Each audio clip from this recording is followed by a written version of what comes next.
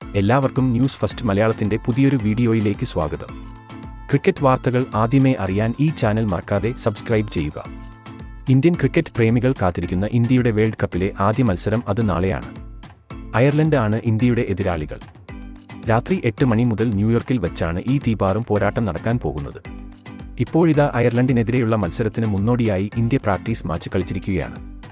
ഇന്നത്തെ പ്രാക്ടീസ് മാച്ചിൽ ഇന്ത്യയ്ക്ക് വേണ്ടി തിളങ്ങിയത് സഞ്ജു കോഹ്ലി എന്നിവരായിരുന്നു. ന്യൂയോർക്കിൽ സഞ്ജുവിന്റെ ഒരു വെടിക്കെട്ട് പ്രകടനമാണ് നമുക്ക് കാണാൻ കഴിയുന്നത്. അതുപോലെ കോഹ്ലി, സൂര്യ തുടങ്ങിയ താരങ്ങളും ഫോമായി. അപ്പോൾ ഇന്ന് നടന്ന ഇന്റർ സ്ക്വാഡ് പ്രാക്ടീസ് മാച്ചിനെക്കുറിച്ചാണ് നമ്മൾ ഇന്നത്തെ വീഡിയോയിൽ നോക്കാൻ പോകുന്നത്.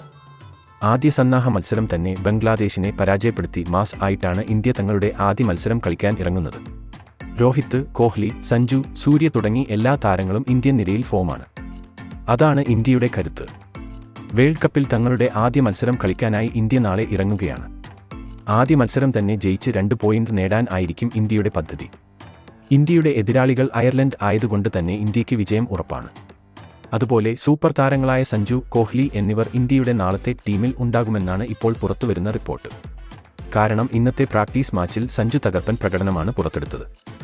സഞ്ജുവിന്റെ ഇന്നത്തെ അടി കണ്ട് അയർലൻഡ് താരങ്ങളെല്ലാം ഇപ്പോൾ ഞെട്ടിയിരിക്കുകയാണ്. വെറും 36 പന്തിൽ സഞ്ജു തന്റെ സെഞ്ചുറി കുറിച്ചു.